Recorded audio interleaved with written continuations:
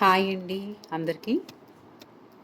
ఈవేళ వెరైటీగా తమలపాకులతో కొబ్బరిని కలిపి పచ్చడి చేసుకోవడం చూపిస్తున్నాను.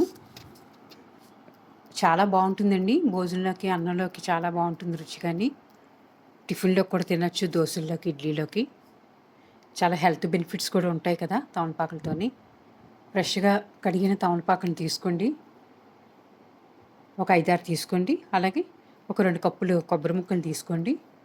ముందుగా వీటిని తాలింపు వేసుకోవాలండి పచ్చడికి. పల్లీలు, మినప్పప్పు, శనగపప్పు, ఆవాలు, జీలకర్ర, ధనియాలు ఇవన్నీ వేసుకోవాలి. అలాగే తమలపాకుల్ని చిన్న ముక్కల కింద కట్ చేసి ఉంచుకోవాలి. ముందుగా ఒక పాన్ తీసుకుని ఆ పాన్లో 2-3 స్పూన్ల ఆయిల్ వేసుకోవాలండి. ఆయిల్ వేడెక్కాక ముందుగా రెడీ చేసి పెట్టుకున్న పోపు దినుసులన్నీ వేసుకోవాలి.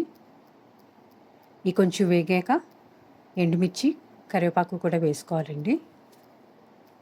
ఎండుమిర్చి కారాన్ని బట్టి వేసుకోండి. ఇందులో ఆల్రెడీ పచ్చిమిరకాయలు కూడా వేస్తాను కాబట్టి ఎండుమిర్చి నేను తగ్గించాను. అవి వేపాక వేరే గిన్నెలోకి తీసుకోండి.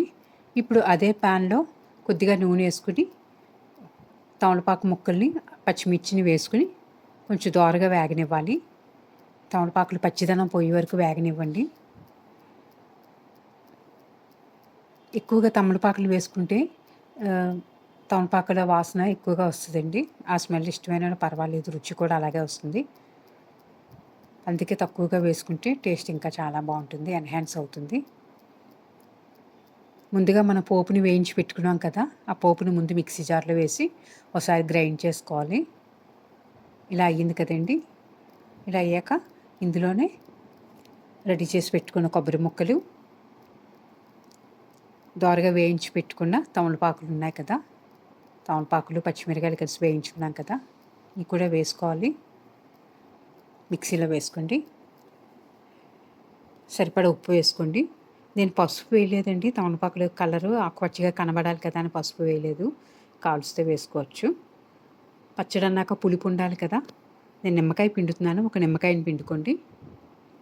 ఒక నిమ్మకాయ సరిపోతుంది. లేదంటే చింతపండు చిక్కగా మగ్గు తీసుకుని అదన్నా వేసుకోండి. ఇలాగా కచ్చా పచ్చా కింద గ్రైండ్ చేసుకుంటే బాగుంటుందండి పచ్చడి.